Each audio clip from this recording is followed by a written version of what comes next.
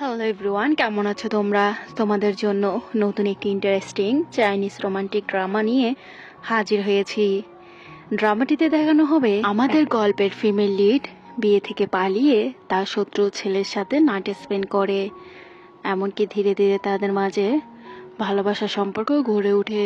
কিন্তু হঠাৎ একদিন সে জানতে পারে ছেলেটি তার শত্রুর ছেলে, যার সাথে তার মার মৃত্যুর রহস্য জড়িয়ে আছে।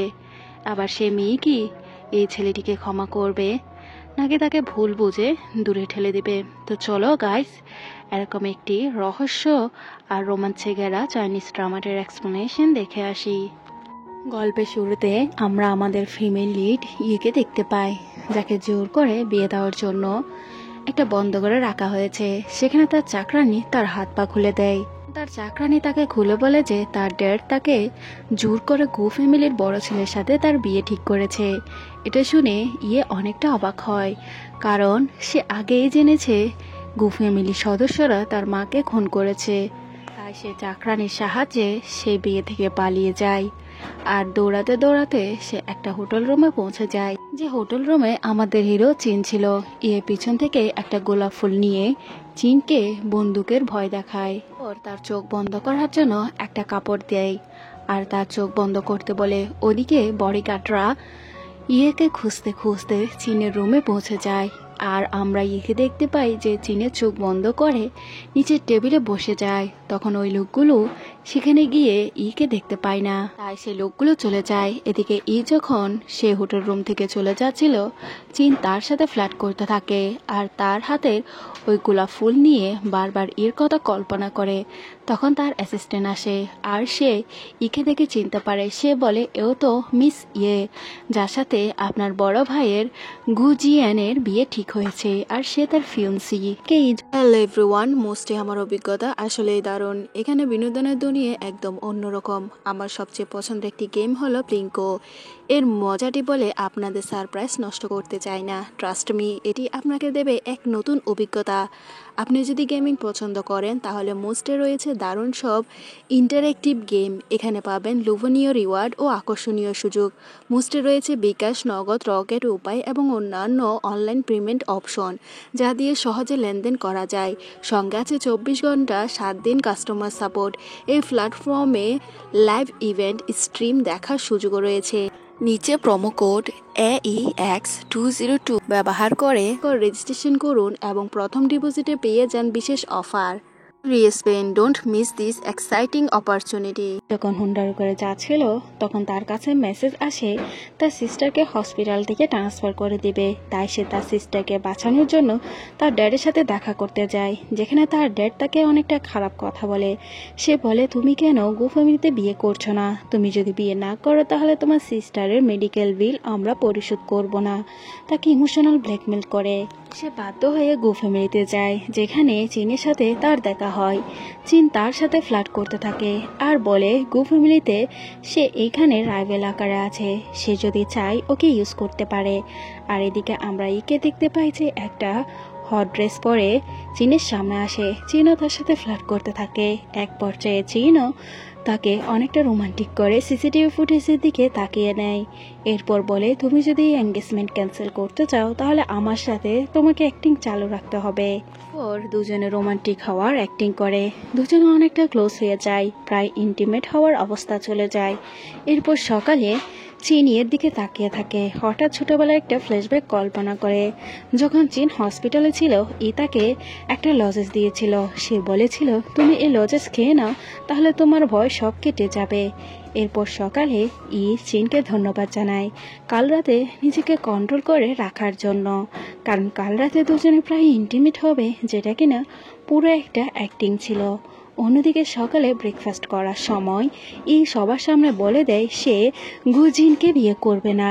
আর তখনই তার ছোট ভাই রেগে যায়, তার গায়ে হাত তুলতে যাবে। তখনই চীন সামনে আসে আর তাকে দূরে থাকতে বলে। আর ততক্ষণেই চলে গেলে চীনের ড্যাড বলে, তুমি এমনটা কেন করছো? কারণ তোমার শরীরেও তো গু ফ্যামিলির ব্লাড বইছে। তখন সে বলে, আমার শরীরে কারো ব্লাড বইছে না। যখন 15 বছর আগে আমার মা আর আমাকে খুন করার জন্য লোক পাঠিয়েছিলে তখন তোমার এই কথা মনে ছিল না? তখন 15 বছর আগের ফ্ল্যাশব্যাক দেখানো হয়, যখন চিন আর তার মাকে খুন করার জন্য মিস্টার গু লোক পাঠিয়েছিল, আর তখনই একজন ভদ্রমহিলা তাদেরকে গাড়িতে তুলে বাঁচিয়েছিল। অন্যদিকে প্রেজেন্টে তার ড্যাড বলে, আমি তো এর জন্য তোমার কাছে ক্ষমাও চেয়েছি। চিন বলে, ক্ষমাতে সবকিছু শেষ হয়ে যায় না, এর হিসাব আমি তোমার কাছ থেকে নিব। এরপর আমরা আমাদের আরেকজন ক্যারেক্টার গুজিকে দেখতে পাই, যে অনেকটা রেগে যায় চিনের উপর। সে বলে, তুমি আমার ফিয়ন্সিকে আমার কাছ থেকে চুরি করছো। তখন চিনও তার সাথে অনেকটা রেগে যায়। সে বলে, তোমরা এর কাছ থেকে দূরে থাকবে, তা না হলে আমার চাইতে খারাপ কেউ হবে না। এটা বলে সে ওয়ার্নিং দিয়ে চলে যায়।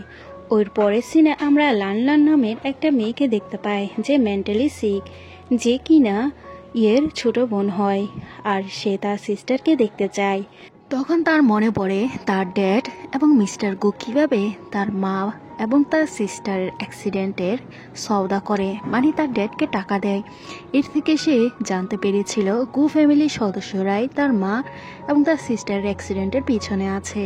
অন্যদিকে গুচিন এর বাড়িতে যায়, আর সেখানে তার মম ড্যাডের সামনে তার জন্য অনেক ড্রেস আনে। সেগুলো তাকে পরে তার সাথে বের হওয়ার কথা বলে। তার ড্যাডও রাজি হয়ে যায়।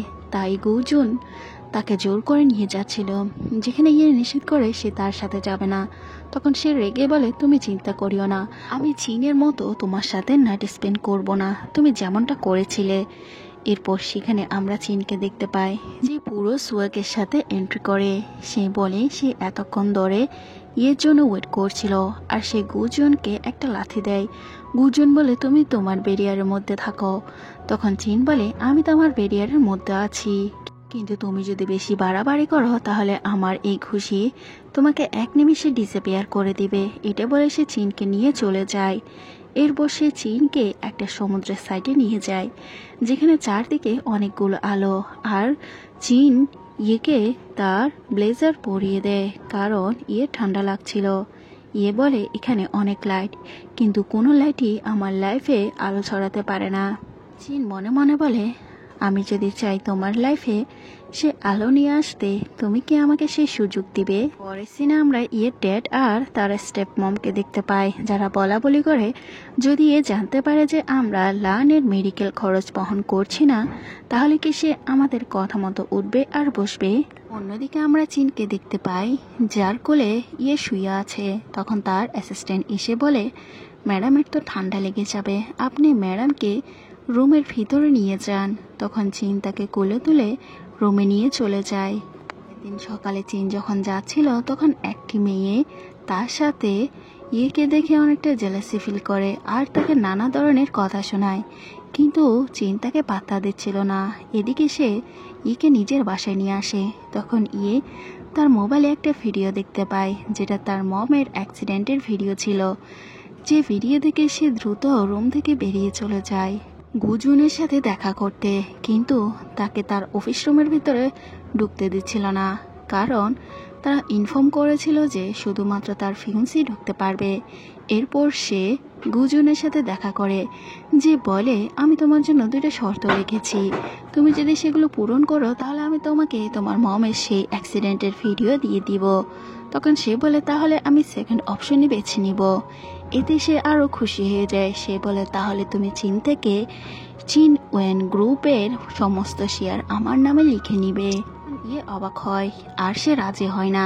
তখন গুজন তার ক্লোজ হয়ে বলে, তুমি যদি রাজি না হও তাহলে তুমি আমার প্রথম অপশন বেছে নাও, তাহলে আমি তোমাকে খুশি করে দিব।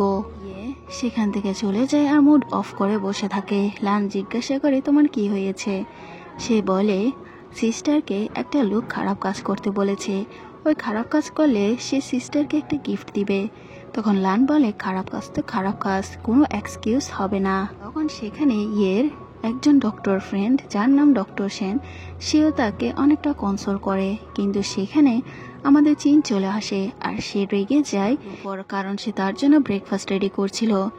এদিকে ইয়ে চীন থেকে দূরত্ব বজায় রাখতে চায়। সে বারবার তাকে নানা ধরনের কথা বলে হার্ট করে। সে বলে, তুমি আমার কাছ থেকে দূরে থাকো, কারণ আমি তোমাকে ইউজ করতেছি। এটা শুনে সে যখন চলে যাচ্ছিল, কিন্তু একটু পর এসে সে ইকে কুলে তুলে পাশে নিয়ে চলে যায়। সে বলে, চুপচাপ, আমি তোমার জন্য ব্রেকফাস্ট প্রিপেয়ার করছি, তাই তুমি সে ব্রেকফাস্টটি খেয়ে নিবে, আর খবরদার তুমি আমার সাথে কোনো চালাকি করবে না। এদিকে আমরা ইকে দেখতে পাই যে গুজনের ওই কথা কল্পনা করে, যেখানে শিন এর গ্রুপের শেয়ারগুলো তার নামে লিখে নেওয়ার কথা বলে। এদিকে চীন অনেকটা ক্লোজ হয়ে যায় এর, কিন্তু তখনই সেখানে আমরা তার অ্যাসিস্ট্যান্টকে দেখতে পাই, যে কিনা তাকে ডিস্টার্ব করতে চলে আসে। এতে চীন অনেকটা রেগে যায় আর বলে, তুমি আর সময় পাওনি, এই সময় তুমি মিটিং জন্য চলে এসেছ, যাও, আমি মিটিংয়ে পরে যাব। অন্যদিকে আবারও ইকে কল করে তার সময় নির্ধারণ করে দেওয়া হয়। এর ভিতরে সে যদি সিনিয়র গ্রুপের সেই এগ্রিমেন্টের সিল আনতে না পারে, তাহলে তার ভিডিও 3 দিনের মধ্যে ডিলিট করে দিবে। তখন এই বলে সে সহজে গিভ আপ করবে না। অন্যদিকে চীনের অ্যাসিস্ট্যান্ট বলে, ম্যাডাম সকালে গুজনের সাথে দেখা করেছিল। এদিকে যখন চীন রুমে যায়, সে সেখানে ইকে দেখতে পায়, যে কিনা অন্ধকার রুমে কিছু খুঁজছিল। তখন সে লাইট ধরে জিজ্ঞাসা করে, তুমি কি করছো? তখন এই বলে, আসলে আমি কম্পিউটারে পাসওয়ার্ড খুলতে চাচ্ছি। তখন চীন তাকে নিজের হাতে সে পাসওয়ার্ড খুলে দেখিয়ে দেয় আর তাকে শাস্তি স্বরূপ কিস করতে থাকে, যেখানে এই তাকে নিজের কাছ থেকে দূরে সরানো ট্রাই করে, কিন্তু পারে না। এরপর সে তার অফিসে ঢোকার জন্য তাকে বলে, আমি তোমার অফিসে জব করতে চাই, তোমার অফিসে কি কোনো পদ খালি আছে? তখন সে বলে, খালি তো নেই, কিন্তু আমার অ্যাসিস্ট্যান্ট পদ খালি হতে পারে। তখন সে তাকে রিওয়ার্ড স্বরূপ তাকে একটা কিস করে দেয়, কিন্তু সে সামান্য কিসে তার মুড ঠিক করতে চায় না, তাই তাকে বাধ্য হয়ে বলে, তুমি আমাকে ক্যাপচার করার জন্য কিস করেছো, এর জন্য তো শাস্তি পেতেই হবে। এরপর তার নিকের কাছে লাভ বাইট দিয়ে দেয়। এরপর তাকে বলে, কালকে অফিসে আসিও। এরপর আমরা চেনকে দেখতে পাই, যেখানে একটা মেয়ে তাকে বারবার কফির জন্য অনেকটা বিরক্ত করছিল। যখন সে তাকে উচিত শিক্ষা দেয়, তখন আমাদের হেসে ওঠে। তার হাসি দেখে চীন তার কাছে যায়। সে বলে, তুমি হাসলে কেন? এরপর তার সাথে অনেকটা রোমান্টিক হয়ে যায়। এরপরে সিনে আমরা একে দেখতে পাই যে কোম্পানির কাজ শেষ করে চিন্তা করে আজকে এই চীনের অফিসিয়াল সেই সিলমোহরটি চুরি করে সিনিয়র গ্রুপের সব শেয়ার গুজনের নামেই লিখে দিবে। ইয়ান মিং চীনের ডয়ার থেকে কিছু সিল খুঁজতে চায়। তখন জো নামের মেয়েটি দেখে নেয় আর ভিডিও করতে থাকে। এদিকে ফাইনালি ইয়াং মিং সেই সিলটা পেয়ে যায়, কিন্তু জো তাকে বলে, তুমি এখানে কি চুরি করছো? এই যে আমার কাছে তার প্রমাণ আছে। এমনকি সিকিউরিটি গার্ডদের দিকে তাকে এখান থেকে বের করে দেওয়ার কথা বলে।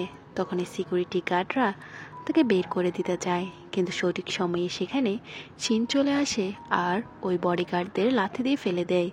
তখন ওই বডিগার্ডরা বলে, আমাদের কোনো দোষ নেই, মিস জোই আমাদেরকে এসব করতে বলেছে। তখন মিস জো বলে, দেখো, ও এখান থেকে কিছু একটা চুরি করছে। তখন ওই ভিডিও এরা চীনকে দেখায়। তখন চীন বলে, এখানে কোনো কিছু চুরির করার নেই, আমি তাকে একটা জিনিস খুঁজতে বলেছি, আর কোম্পানি যেহেতু আমার, তারও হতে পারে। তখন জো রেগে যায়, সে বলে, আমি তোমাদের দুজনকে দেখে নিব। এদিকে চীন ইয়েমিংকে বলে, তুমি কি এখনো পাসওয়ার্ড পাওনি? তোমার ব্যাগের ভিতর কি আছে সেটা আমাকে দিয়ে দাও।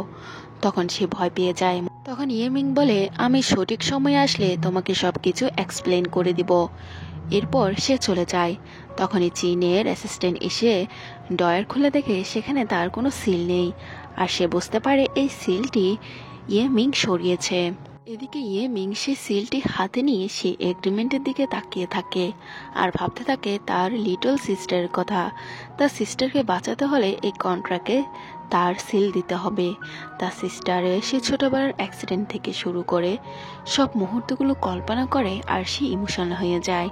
এরপর সে সিলটি সেই কন্ট্রাক্ট পেপারে সাইন করতেই যাবে, কিন্তু হঠাৎ আমরা তাকে গোজনের অফিস রুমে দেখতে পাই, যে বলে, আমি কন্ট্রাক্টে সাইন করিনি, আমি প্রথম অপশনই বেছে নিচ্ছি, আমি তোমাকে বিয়ে করব।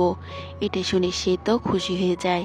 এরপর গোজন বলে, আমি তোমাকে চীন থেকেও স্যাটিসফাই করে দিব, তখন আমরা ইয়েমিংকে দেখতে পাই যে রাগ করে একটা বারে চলে যায়, সেখানে ড্রিঙ্ক করতে থাকে আর একটা লোককে তাকে এন্টারটেন করতে বলে।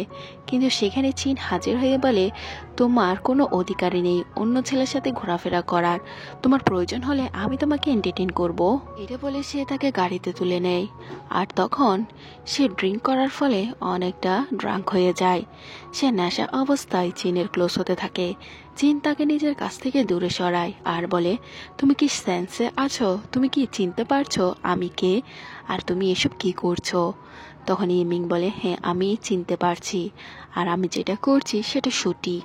এটা বলে সে তাকে বারবার সিডিউস করতে থাকে আর তাকে কিস করতে থাকে। এতে চিন রোমান্টিক মোডে চলে আসে আর গাড়িতে তারা রোমান্টিক নাইট স্পেন্ড করে। এরপর চিন ইমিংকে বাড়িতে নিয়ে যায়। এরপর যখন সে শার্ট দেখতে পায়, সেখানে তার ব্লাড দেখে বুঝতে পারে সে তো ভার্জিন ছিল আর নিজেকে সে নিজেই আঘাত করতে থাকে। চিন সকাল সকাল ইয়েমিং এর জন্য ব্রেকফাস্ট প্রিপেয়ার করে, কিন্তু সে সেখান থেকে তাকে সিল দিয়ে চলে যায়। চিন বলে, তুমি কোথায় যাচ্ছ? ইয়েমিং বলে, আসলে আমি এখানে তোমার সাথে নাটক করেছিলাম, তোমাকে ইউজ করেছিলাম আর তোমার সিলটা ব্যবহার করার জন্য আমি এসব করেছি। এখন আমার পিছু তুমি ছেড়ে দাও, আমার জন্য আমার ফিয়ন্সি ওয়েট করছে। এটা বলে সে বের হয়ে চলে আসে আর চিনও তাকে ফলো করতে করতে বের হয়। সেখানে গুজনকে দেখে চিন অনেকটা রেগে যায়। সে বলে, তুমি ইয়েমিংকে কি বলে ফাঁসিয়েছ? এটা বলে তাকে মারতে গেলে সে রেগে যায়। অন্যদিকে আমরা ইয়েমিংকে দেখতে পাই, তাকে গুজন একটা প্লেসে নিয়ে যায় আর তাকে রেডি হয়ে একটা পার্টিতে নিয়ে যায়। সেখানে অনেকগুলো লোক তাকে দেখে বিভিন্ন ধরনের মন্তব্য করে।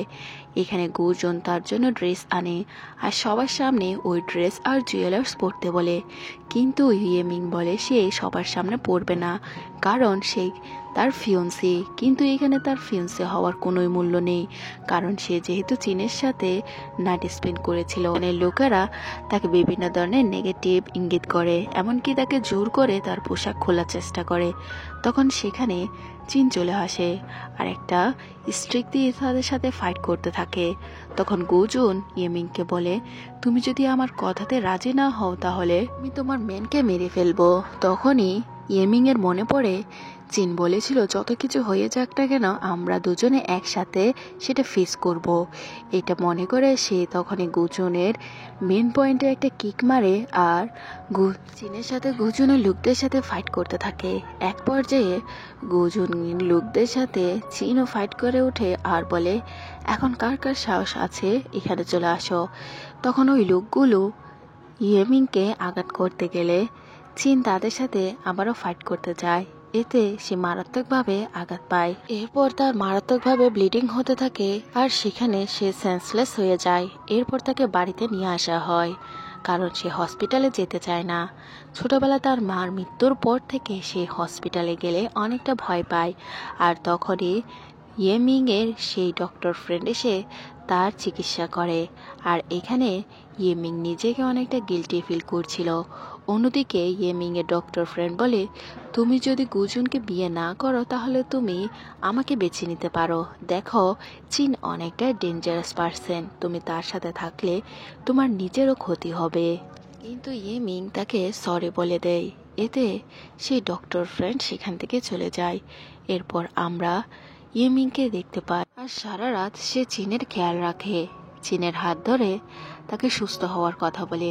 সে বলে, প্লিজ তুমি তাড়াতাড়ি উঠে যাও, আমাকে এভাবে একা রেখে তুমি যেতে পারো না। সে অনেকটা ইমোশনাল হয়ে যায় আর এভাবে তার সারা রাত কেটে যায়।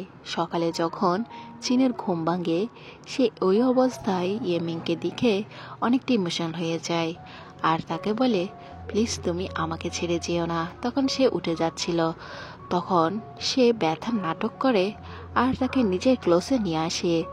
আবার ইয়েমিং বলে, তুমি কিভাবে জানো আমি গুজিনের ওই অ্যাপার্টমেন্টে ছিলাম? তখন সে বলে, তুমি আমার সাথে ওরকম আচরণ করার পর থেকে আমি তোমার উপরে ইনভেস্টিগেশন করতে শুরু করে দিই আর আমার লোকেরা আমাকে ইনফর্ম করেছিল। একটু পর ইয়েমিং চীনকে নিজের হাতে স্যুপ খাওয়ায় দেয়। তখন চীন জিজ্ঞাসা করে, কি ভিডিও ছিল যেটা তুমি গুজনের কাছ থেকে নিতে চেয়েছিলে? তখন ইয়েমিং বলে আসলে 15 বছর আগে আমার মার অ্যাক্সিডেন্টের একটা ভিডিও গুজনের কাছে ছিল। এদিকে হসপিটাল থেকে ইয়েমিং এর কাছে কল আসে তার সিস্টারকে খুঁজে পাওয়া যাচ্ছে না। তখন সে দ্রুত হসপিটালে যায় আর তার ড্যাডের সাথে দেখা করে। তার ড্যাড নিজে বলে সে জানে না তার সিস্টার কোথায় আছে। তখন ইয়েমিং অনেকটা রেগে যায়। সে তার ড্যাডের গলায় ছুরি ধরে আর বলে সত্যি করে বলো আমার সিস্টারকে কোথায় ট্রান্সফার করেছো। তখন তার ড্যাড ভয়ে বলে দেয় যে তাকে গুজুনি কিডন্যাপ করে নিয়েছে। এরপর আমরা চিনকে দেখতে পাই যে বড় ডক্টরের সাথে কথা বলছে ইয়েমিং এর সিস্টারকে কোথায় ট্রান্সফার করা হয়েছে। তখন ডক্টর তাকে কিছু বলতে যাচ্ছিল না। তখন চিন বলে সেই তার গার্ডিয়ান, মানে 10 বছর ধরে সেই তার মেডিকেল বিল পরিশোধ করছে। এটা শুনে ইয়েমিং অনেকটা শকড হয়। এরপর ডক্টর তাকে ইনফরমেশন নিয়ে আসে যে কোন হসপিটাল থেকে তাকে ট্রান্সফার করা হয়েছে আর তথ্যগুলো থেকে বুঝতে পারে যে এত বছর ধরে চিনই তার সিস্টারের মেডিকেল বিল পরিশোধ করছে। তখন সে চিনকে জিজ্ঞাসা করে তোমার সাথে আমার সিস্টারের কি সম্পর্ক, তুমি কেন তার বিল পরিশোধ করছো। তখন সে বলে আমি তোমাকে পরে এই সব কিছু সম্পর্কে এক্সপ্লেনেশন করে দিব। এরপর আমরা চিন আর ইয়েমিংকে দেখতে পাই যারা গুজনের কাছে যায় আর তার সিস্টার সম্পর্কে জিজ্ঞাসা করে, কিন্তু গুজন বলে সে তার সিস্টারকে কোথাও সরায়নি। অনেকক্ষণ তাদের মাঝে তর্ক বিতর্ক হয়। এক সময় ইয়েমিং বলে দেয় তুমি যদি আমার সিস্টারকে এনে দাও তুমি যা বলবে আমি তাই করব। এদিকে চীন তাকে নিষেধ করে তাকে যে কোনো প্রমিস না দিতে, তার ফাঁদে পাড়া না দিতে। কিন্তু চীন বলে তুমি টেনশন করিও না, আমি অন্য রাস্তা বের করে নিব। তখন চীন গুজনকে বলে তুমি তো সবসময় আমার কোম্পানি চাইতে, আজকে আমি তোমাকে আমার কোম্পানি লিখে দিচ্ছি। তখন গুজন বলে তুমি এটা কেন করছো, যখন সে তোমার আসল পরিচয় জানতে পারবে তখন সবকিছু মূল্যহীন হয়ে যাবে। ইয়েমিং বলে আসল পরিচয় মানে, তখন গুজন বলে তুমি যে গু ফ্যামিলিকে ঘৃণা করো চীনও সেই গু ফ্যামিলিরই সদস্য। এটি শুনে তো ইয়েমিং অনেকটা শকড হয়। সে চীনকে জিজ্ঞাসা করে এটা কি সত্যি। তখন চীন বলে তুমি এসব কথা কান দিও না, আর তুমি যেমনটা মনে করছো তেমন না। গুজন আরো বলে তোমার মম আর তোমার সিস্টার যে গাড়িতে অ্যাক্সিডেন্ট হয়েছে তাদের কারণ হচ্ছে চীন। এখানে ইয়েমিং চীনকে ভুল বোঝে তাকে সেখানে রেখে বের হয়ে যায়। তখন চীনও তার পিছে পিছে যায়। সে বলে তুমি আমার কথা বিশ্বাস করো, আমি তোমার কাছ থেকে পরিচয় লুকাতে চাইনি। তুমি যেমনটা এই ফ্যামিলিকে ঘৃণা করো আমি নিজেও এই ফ্যামিলির অংশ হয়ে ততটা ঘৃণা করি। দেখো এই ফ্যামিলি আমাদের শত্রু, কারণ 15 বছর আগে তোমার মাই আমার মা এবং আমাকে সেই গুন্ডার হাত থেকে বাঁচিয়েছিল। এরপর আমাদের অতীতের ফ্ল্যাশব্যাক দেখানো হয় যখন চীনের মম আর চীন তাদের কাছে সাহায্য চাচ্ছে, কিন্তু হঠাৎ সে গাড়িটির অ্যাক্সিডেন্ট হয়ে যায়। অন্যদিকে ইয়েমিং বলে তার মানে এই জন্যই তুমি এত বছর ধরে আমার সিস্টারের মেডিকেল খরচ বহন করছো। সে তাকে ভুল বুঝে চলে যায়। অন্যদিকে আমরা ইয়েমিংকে দেখতে পাই যে কষ্ট পেয়ে ড্রিঙ্ক করছিল। তখনই তার ডক্টর ফ্রেন্ড আসে তাকে হেল্প করে, কারণ সেখানে কিছু গুন্ডারা তাকে বিরক্ত করছিল। আর তখন চীনের লোকেরা এসে ইয়েমিং এবং ওই ডক্টর ফ্রেন্ডকে সাহায্য করে। এদিকে ডক্টর সেনকে ইয়েমিং বলে আমি জানি এখানে তার দোষ নেই, আমি তাকে ক্ষমা করলেও আমরা এক হতে পারবো না। এদিকে ইয়েমিং এর টাকার প্রয়োজন হয়। তখন ডক্টর সেন তাকে টাকা ট্রান্সফার করে দেয়। আর ফ্ল্যাশব্যাকে দেখানো হয় ডক্টর সেনকে আসলে চীনই বলেছে ইয়েমিংকে টাকা দিতে, কারণ সে জানে যে কোনো মুহূর্তে ইয়েমিং এর টাকার প্রয়োজন হবে। এর পরের সিনে চীন তার লোকদের বলে ওই অকেশনে যাওয়ার কথা, কারণ যে অকেশনে আজকে ইয়েমিংকে নিলামে নামানো হবে। এদিকে আমরা দেখতে পাই সেই অকেশনে ইয়েমিংকে সুন্দর একটা ড্রেস পরে প্রেজেন্টেশন করানো হয়। সে সেখানে অনেক ভালো ভালো ডান্স করে, কিন্তু এক সময় তার ফিয়ান্সি গুজন সবার সামনে তাকে নিলামে নামায়। আর যখন ইয়েমিং জানতে পারে তখন সে স্টেজ থেকে নেমে যেতে চায়, কিন্তু সেখানে গুজন তার সিস্টারের ভয় দেখায়। কিন্তু সেখানে আমরা চীনকে দেখতে পাই যে তার লোকদের নিয়ে আসে আর সবার কাছ থেকে 300 মিলিয়ন টাকা দিয়ে ইয়েমিংকে কিনে নেয়। তখন সেখানে গুজন আর সবাই অনেকটা অবাক হয়ে তাকিয়ে থাকে, কারণ তারা কখনো ভাবেনি চীন ইয়েমিংকে এতগুলো টাকা দিয়ে কিনে নিবে। এদিকে ইয়েমিং চীনের উপর অনেকটা রেগে যায়। সে বলে তার সিস্টারকে সে কোথাও খুঁজে পাবে, কিন্তু আমরা সেখানে তার সিস্টারকে দেখতে পাই যেখানে চীন সে প্লেস থেকে তাকে সেফলি বাসায় নিয়ে এসেছে। আর ইয়েমিং তার সিস্টারকে সেফে দেখে অনেকটা খুশি হয়ে যায় আর সে চীনকে ধন্যবাদ জানায়। তখন চিন বলে তোমাকে ধন্যবাদ দিতে হবে না, কিন্তু ইয়েমিং বলে তুমি এতদিন ধরে আমার সিস্টারের জন্য অনেক করেছো। এদিকে চিন তার কাছে আর একটা সুযোগ চায়, কিন্তু সে বলে এখন আর সম্ভব না তারা এক হওয়ার। কিন্তু চিন তাকে লাস্টবারের মতো জড়িয়ে ধরে তার কাছে আবারও একটা সুযোগ চায়, কিন্তু ইমিং বলে সে কখনো তার লাইফে আসবে না। এটা বলে সে সেখান থেকে অভিমান করে চলে যায়। অন্যদিকে আমরা চিনকে দেখতে পাই যে তার ড্যাডের সাথে দেখা করতে যায়। তখনই গুজন তার উপর অনেকটা রেগে যায়, তখন সে তাকে ওয়ার্নিং দেয়। একটু পর তার ড্যাড নিচে নেমে আসে আর তার বাকি ছেলেদের সাথে অনেকটা রুট হয়ে কথা বলে। এদিকে চিন তার ড্যাডকে বলে আপনি জানেন আপনার ছেলে গুজন আপনার বিরুদ্ধে কি প্ল্যান করছে। তখন তাকে সে প্যানড্রাপ দেখিয়ে দেয় আর বলে 15 বছর আগে ইয়েমিং এর মম আর সিস্টার যে গাড়ি অ্যাক্সিডেন্ট হয়েছিল সেই অ্যাক্সিডেন্টের ভিডিও ক্লিপ তোমার ছেলের কাছে আছে, সেটা দিয়ে হয়তো সে তোমার পজিশন দখল করতে চায়। সে প্যানড্রাইভও আমার কাছে আছে, আবার তুমি কি করবে? তখন তার ড্যাড বলে তুমি কি চাও? তখন চিন বলে আমি চাই তুমি ইয়ে ফ্যামিলির সাথে সব সম্পর্ক সব প্রজেক্টগুলো ক্যান্সেল করে দাও। এতে তার ড্যাড রাজি হয়ে যায়। অন্যদিকে আমরা ইয়েমিংকে দেখতে পাই যে চিনকে কল্পনা করে চিন তার জন্য ব্রেকফাস্ট প্রিপেয়ার করছে আর তার সিস্টারের জন্য সে নুডলস বানিয়ে দিচ্ছে। হঠাৎ তার ঘুম ভেঙে যায়, তখন তার সিস্টার এসে তার কাছে নুডলস খাওয়ার জন্য বায়না করে আর ইয়েমিং তার জন্য নুডলস বানিয়ে দেয়। একটু পর আমরা ইয়েমিং এর সাথে একজন লয়ারকে দেখতে পাই যে এসে বলে তোমার মম যে গাড়িতে অ্যাক্সিডেন্ট হয়েছিল সে গাড়ির ড্রাইভার ছিল আমার ড্যাড, আর এটা ইচ্ছে করে ফাঁসানো হয়েছে, মানে তোমার মম জীবিত ছিল। তোমার মম ইয়ে ফ্যামিলির কোম্পানির ওনার ছিল আর ইচ্ছে করে তোমার ড্যাড এই ডিল করে তোমার মমকে মেরে ফেলেছে। আর তোমার মার মৃত্যুর পর সমস্ত সম্পত্তি তোমার এবং তোমার সিস্টারের নামে হয়েছে। অন্যদিকে গু ফ্যামিলি ইয়ে ফ্যামিলির সাথে সকল কন্ট্রাক্ট ক্যান্সেল করে দেয়। এতে ইয়েমিং এর ড্যাড অনেকটা রেগে যায়। তখন ইয়েমিং ওই লয়ার ফ্রেন্ডকে নিয়ে তাদের বাড়িতে যায়, যেখানে তার সৎ মা তার সাথে রুট হয়ে কথা বলে। তখনই ইয়েমিং তার ড্যাডের কলার ধরে নেয় আর বলে তুমি আমার মমকে খুন করেছো। তুমি মনে করেছিলে আমার মার মৃত্যুর পর সমস্ত সম্পত্তি দখল করবে, কিন্তু না, আমার মার মৃত্যুর পর সমস্ত সম্পত্তি আমার এবং লান লানের নামে হয়ে যায়। তার ড্যাড আর তার সৎ মা অনেকটা অবাক হয়ে যায়। এবার সে সেখানে পুলিশ অফিসার এনে এদেরকে গ্রেফতার করে নিয়ে চলে যায়। ওর ইয়েমিং ওই লয়ার ফ্রেন্ডকে ধন্যবাদ জানায়, কিন্তু ওই লয়ার ফ্রেন্ড বলে এটা গু ফ্যামিলির জন্যই সম্ভব হয়েছে, কারণ গু ফ্যামিলি এই ফ্যামিলির সাথে সমস্ত কন্ট্রাক্ট ক্যান্সেল করে দিচ্ছে। আর আমার মনে হয় এইসব কিছুর পেছনে গু চীনেরই হাত আছে, চীনেরই হাত আছে যে তোমাকে সাহায্য করছে। আর আজকে শুনেছি গু জুন চীনের কোম্পানি হ্যান্ড ওভার করবে, কারণ সে 300 মিলিয়ন টাকা এখনো পরিশোধ করতে পারেনি। তখন ইয়েমিং চিন্তা করে সে চীনকে সাহায্য করতে ওই প্রেসিডেন্টের মিটিংয়ে যাবে। অন্যদিকে আমরা প্রেসিডেন্টের মিটিংয়ে দেখতে পাই যেখানে সবাই চীনের বিরুদ্ধে চলে যায়। সবাই তার কোম্পানির প্রেসিডেন্ট হিসেবে গুজুনকে দেখতে পায়। তখন সে সবার কাছে সময় চায়, কিন্তু কেউই তাকে সময় দেয় না, এমনকি গার্ডদের দিয়ে তাকে এখান থেকে বের করে দেওয়ার কথা বলে। তখনই ইয়েমিং সেখানে চলে আসে আর 300 মিলিয়ন সেই পরিশোধ করবে বলে দেয়। তখন গুজন বলে তোমার কাছে এত টাকা কোত্থেকে আসলো? তখন সে তাকে তার ওই ডিজাইনার পোশাকগুলো বিক্রি করে দিয়ে তাকে টাকা পরিশোধ করে দেওয়ার কথা বলে। এতে চীন হেসে ওঠে আর গুজন অনেকটা রেগে যায়। আর তখনই বোর্ড মিটিং ক্যান্সেল হয়ে যায়, বাকিরা সেখান থেকে চলে যায়। এদিকে চীন আবারও ইয়েমিং এর কাছে ক্ষমা চায়, তার কাছে আবার একটা চান্স চায়, কিন্তু সে এবারও ক্ষমা করে দেয় না।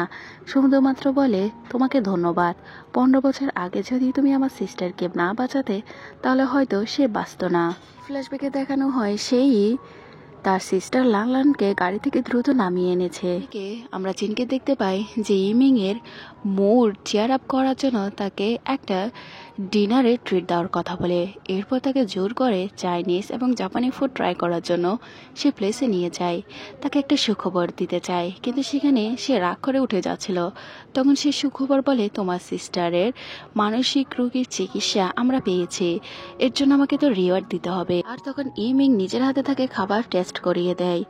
এরপর আমরা তাদেরকে হসপিটালে দেখতে পাই, যেখানে এরা লানলানকে নিয়ে যায় আর একজন ডক্টরের সাথে কথা বলে তার কিছু অপারেশন করবে। তখন সে লানলানকে চকলেট দেয় আর ইমিংকে একটা চকলেট দেয়। আর সেখানে আমরা চীনের একজন ডক্টর ফিমেল ফ্রেন্ডকে দেখতে পাই, যাকে দেখে চীন অনেকটা খুশি হয়ে যায়, তার সাথে অনেকটা পোলাইট হয়ে কথা বলে। তাদের কথা বলা ধরন দেখে ইয়েমিং তো অনেকটা জেলাস ফিল করে আর অভিমান করে বের হয়ে চলে আসে। একটু পর সেখানে ওই ডক্টর ফিমেল তাদেরকে গাড়িতে লিফট দিয়ে দেয় আর তারা চিনকে সেখানে রেখে চলে যায়। এদিকে তার ওই ডক্টর ফিমেল ফ্রেন্ড ইয়েমিংকে বোঝায়, দেখো চিন তোমাকে অনেক ভালোবাসে, তাকে তুমি আরেকটা চান্স দাও। সেও তোমার মতো ব্রোকেন হার্টেড। 15 বছর আগে তুমি যেমন তোমার মাকে হারিয়েছ, সেও তার মাকে হারিয়েছে, তাকে তো আরেকটা সুযোগ দিয়ে দেখো। এদিকে আমরা চিনকে দেখতে পাই যে এখনো ইমিং এর একটা কলের জন্য ওয়েট করছে যাতে ইমিং তাকে ক্ষমা করে দেয়। আর ফাইনালি যখন ইমিং এর কল আসে, সে অনেকটা খুশি হয়ে দৌড়ে দৌড়ে তার সাথে দেখা করতে যায়। দুটো কফি নিয়ে একটা সে লানলানকে দেয়, অন্যটা সে ইমিংকে দেয়। তখন ইমিং অনেকটা খুশি হয়ে যায় আর বলে সে তাকে দ্বিতীয় চান্স দিতে রাজি আছে। তখন চিন তার সাথে ফ্লার্ট করতে থাকে। তখন সে তাকে বাড়িতে নিয়ে যায়। এরপর তার সাথে রোমান্টিক হওয়ার চেষ্টা করে। ইমিং বলে, যদি কেউ দেখে নেই তোমার ভয় লাগছে না? চিন বলে না। তখনই সে তার সাথে রোমান্টিক মোডে চলে আসে। সে তাকে কিস করতে থাকে। লানলান এসে জিজ্ঞাসা করে, সিস্টার তোমরা কি করছো? তখন সে লজ্জা পেয়ে যায়, কিন্তু চিন তার লজ্জা কভার করার জন্য আবারও তাকে কিস করে দেয়। এদিকে ইমিং জিজ্ঞাসা করে, তুমি আমার সিস্টারের সামনে এমনটা কেন করেছো? এরপর চিন আর ইমিং আবারও রোমান্টিক মোডে চলে আসে আর রোমান্টিক নাইট এক্সপ্লেন করে। এরপর চিন আর ইমিং তাদের কোম্পানির প্রেজেন্টেশন নিয়ে একটা অকেশনে যায়। যে অকেশনে সে তার কোম্পানি মানে কোম্পানিকে প্রেজেন্টেশন করে, কিন্তু সেখানে তার স্টেপ মম এসে বলে এই কোম্পানি তার।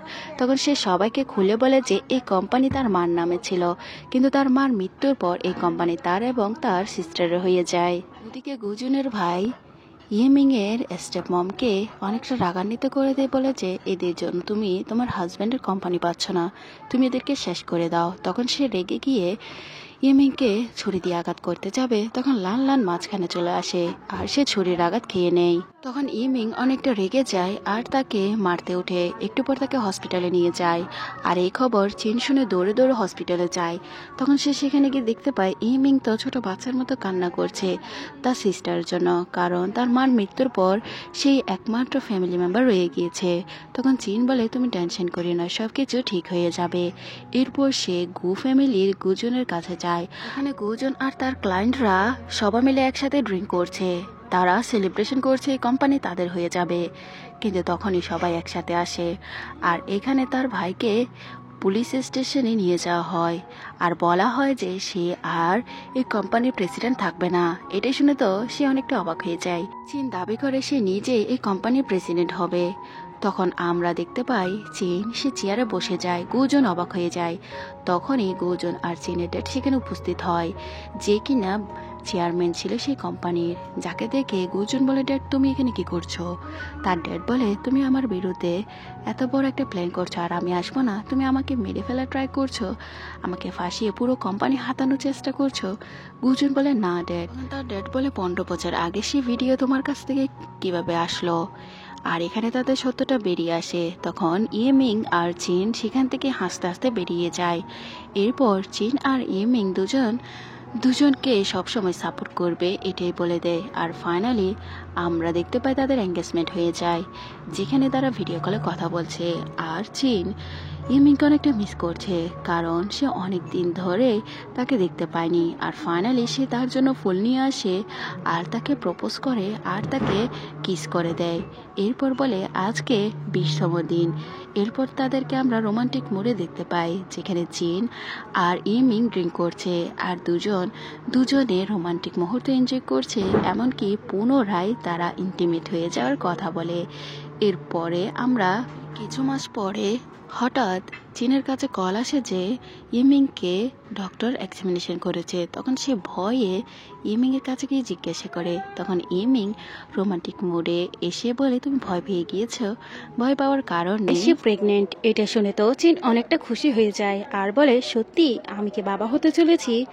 এরপর সে তাকে কোলে তুলে নাচতে থাকে আর রোমান্টিক কিসের মাধ্যমে এই ড্রামাটি এখানেই শেষ হয়ে যায়।